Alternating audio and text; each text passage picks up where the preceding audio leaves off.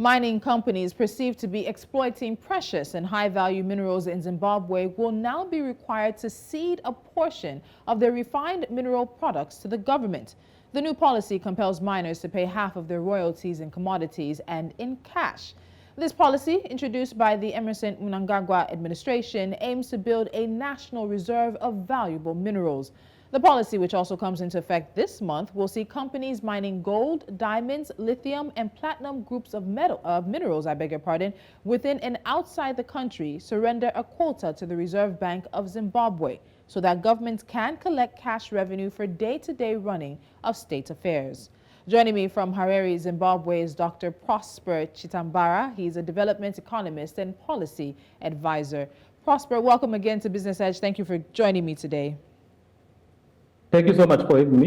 Good morning. So let's sort of establish what the situation was like before this policy, which is coming into force this month. So before now, what was the situation around royalties as it pertained to mining companies in Zimbabwe? And did we have a situation that in any point in time the country was holding some sort of reserve or deposit of precious minerals? Yeah, so before this policy pronouncement, obviously companies were paying their royalties in either Zim dollars or in US dollars. Of course, we also know that government has been trying to build or beef up its gold reserves, but I'm not really sure the actual stock of the current reserves of gold that the central bank is actually holding. But either to this policy pronouncement, royalties and other taxes by corporates were largely being paid either in the local currency or in the US dollars. Okay, so now this new policy means miners must pay half of the royalties in commodities and cash. So it would be interesting to have an idea of what the mining companies are saying about this policy that's coming into effect that would directly impact them. Yeah, so far we haven't had any updates from what the mining companies themselves. What government has said is that they are going to be consulting with the key stakeholders, obviously including the mining investors and other key stakeholders within the whole mining sector value chain. So my thinking is that I think it's a policy that's subject to probably these consultations could be fine-tuned depending on what the mining investors would probably have recommended to government. But government has said, and I think that's positive, that they're going to be doing extensive consultations with the key stakeholders within the mining sector as they try to roll out this proposed policy. So there are two interesting points of this new policy I want us to quickly take a look at. One of the points is that the minerals being handed over to the Bank of Zimbabwe to keep as in this reserve must be refined. Why do you think that's an important point in this policy? So basically, the Zimbabwean governments will not bear the cost of the refining. They're getting more of the finished product at the end of the day. Well, I think that's quite strategic in the sense that if it's refined, obviously it means in the event that government may need to either sell these or even to securitize these to probably secure loans, I think government will be better placed. And I think that also enhances obviously the liquidity and the value of these reserves. So I think that would be strategic to hold the reserves in processed minerals rather than just raw minerals.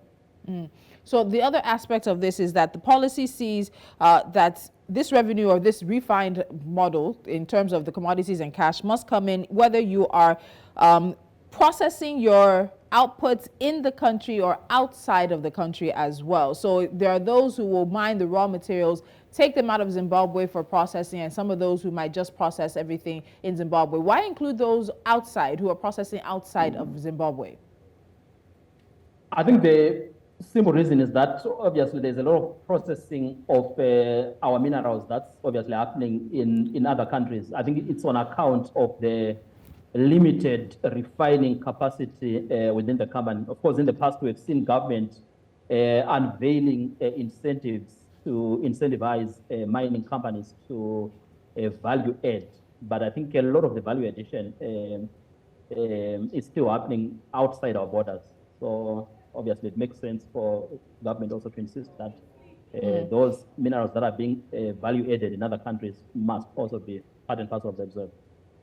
So there have been a number of issues with Zimbabwe's mining industry and, of course, with the involvement of foreign players as well. And so many are wondering, when it comes to this new policy, is there a part of the policy that will help to address the issues of proper documentation, licensing, even the accountability on the parts of the miners, given the conversations around exploitation and even illegal mining that happen in Zimbabwe? I think there are some of the issues that government has been seized with, especially the issue of the artisanal and small-scale mining. When you look at gold, for example, I would say I think about 60% of the gold production is actually being contributed by artisanal and small-scale mining. So government is in the process of trying to organize these, trying to support them, get them formalized, and also providing other policy support and institutional support to the mining sector in general. Because the mining sector over the past few years has been a key mainstay of the Zimbabwean economy in terms of contribution to gross domestic product and also contribution to foreign currency earnings. But of course, there are still a lot of challenges, especially with respect to the issue of energy, the deficit that we currently have in terms of energy. Obviously, that has adversely affected the mining sector in the country. So as we look further into this, the president has said that the payments in commodity and cash will also help to speed up the securitization of borrowings by government. This policy, he's making it seem like there's a way that the policy will help possibly address Zimbabwe's debt situation. What do you make of that? Is that a stretch too far, or is that some progress we can see in the coming years as this policy takes hold? Yeah, no, I think definitely, as you know, one of the key challenges facing this economy is that we have a huge debt arrears stock, and probably government may be looking at using part of these reserves to clear a part of the arrears that have actually made it difficult for the country to be able to unlock even fresh capital into the country. And also government could even use these also even to attract fresh loans. Because recently we had the Minister of Finance alluding to the fact that, or highlighting the fact that they're in the process of putting together a diaspora bond. So I think having these reserves could also probably help to even securitize that diaspora bond. So let's look at what the Bank of Zimbabwe will be doing, the Reserve Bank of Zimbabwe. So they're meant to hold these precious minerals in reserve, minerals including gold, diamonds, platinum, and lithium. But some would even say, what really is the level of demand? So if the Reserve Bank of Zimbabwe wants to quickly take a certain amount of gold and change it into Forex to be able to pay certain things in the day-to-day runnings, what's that process going to be like? Who's going to oversee that or have some accountability in that aspect of things? Because it's one thing for the company to say we've handed over this much gold. It's another thing for the Reserve Bank to say they have this. And at the end of the year, it's another thing for the books to balance, particularly giving exchange rate dynamics and things like that. Yeah, I think those are some of the details that need to be thrashed out. But I think the beauty here is that there are a number of institutions, obviously, that will be involved in terms of ensuring transparency and accountability. So it's not just the Reserve Bank, but also the Zimbabwe Revenue Authority, obviously the Chamber of Mines and the mining companies themselves. So I think that helps to the involvement of all those players actually help to enhance issues of transparency and accountability in terms of governance and management of these reserves and reporting of these reserves.